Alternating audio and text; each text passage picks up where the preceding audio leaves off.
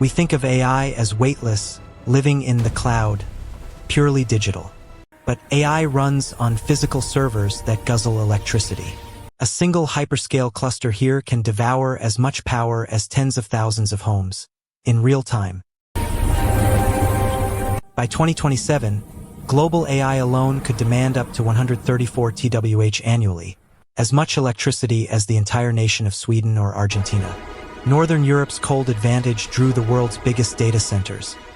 But now the grid is buckling. This isn't about oil anymore, it's about watts and cooling. There is no magical cloud floating above us.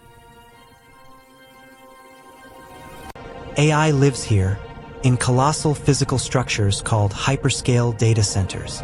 These are warehouse-sized fortresses packed floor to ceiling with server racks. Each rack holds thousands of servers.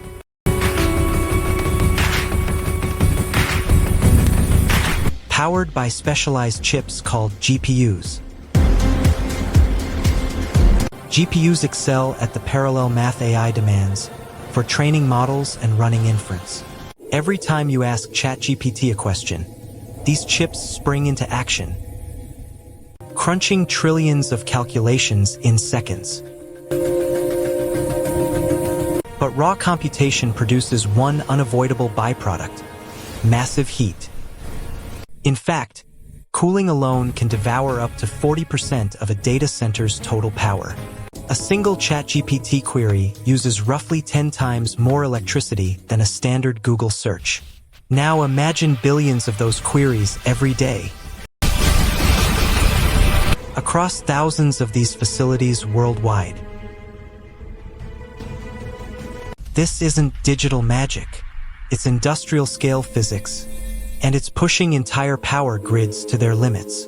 But there is a way to tame this heat monster. The biggest energy sink isn't the chips themselves.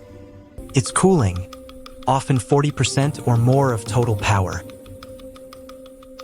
In hot climates, you need energy-guzzling chillers to cool the air. But in freezing climates, you get free cooling. Just pull in the natural cold air with fans. No compressors needed. In the right location, over 90% of the year can run on free cooling alone. They chase the cold to Northern Europe, places like Luleå in Sweden and Finnish hubs. Add abundant hydropower and wind for cheap, renewable electricity.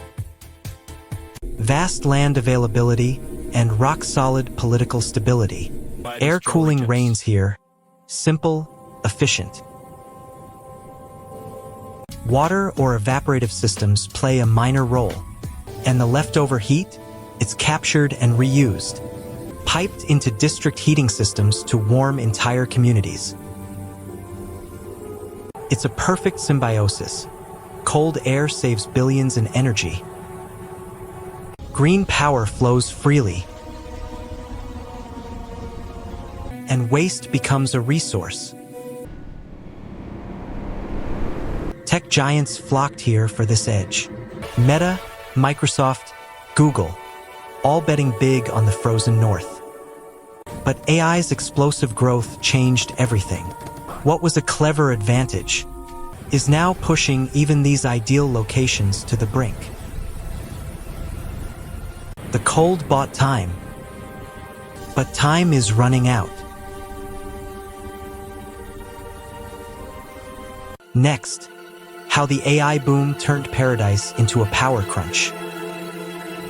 The tech giants didn't just notice the Nordic advantage. They raced to claim it.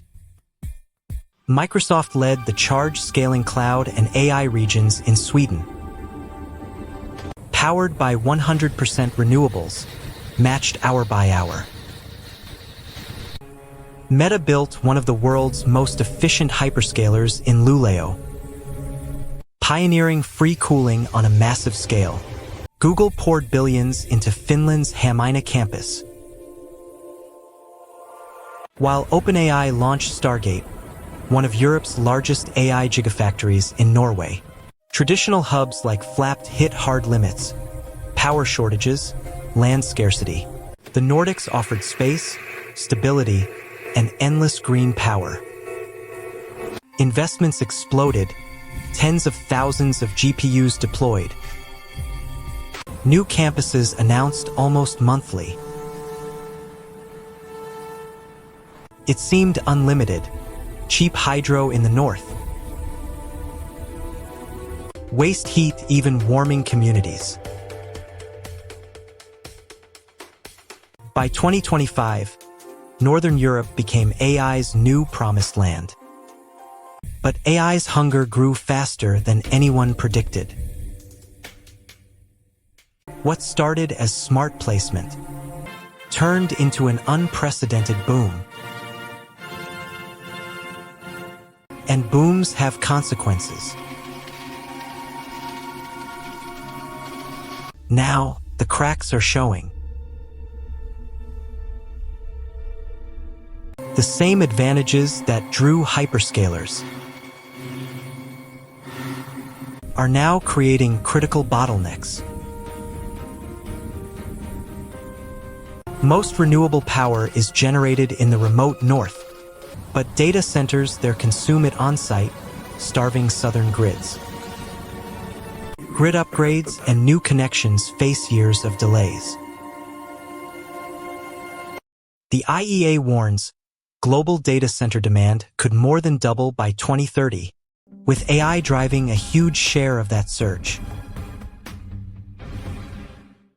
In the Nordics, data centers could eat 6 to 9% of all electricity, increasing price swings and blackout risks.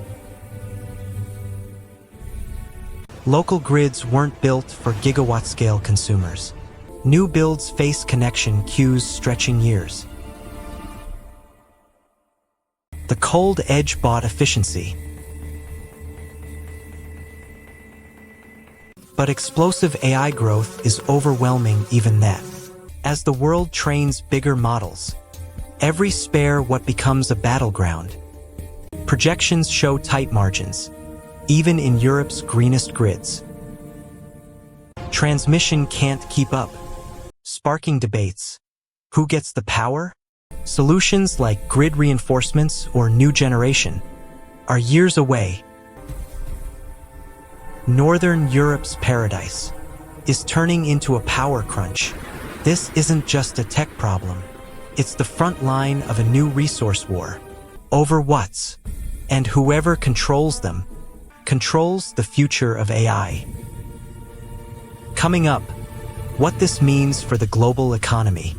What started in frozen data halls is reshaping the geography of power itself. AI infrastructure isn't borderless.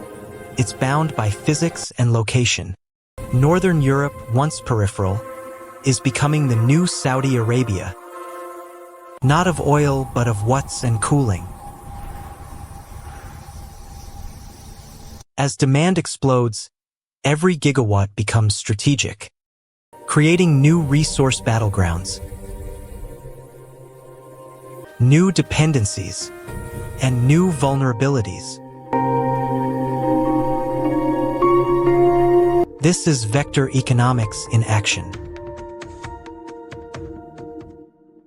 We visualize the invisible systems, the physical foundations that politics rides on.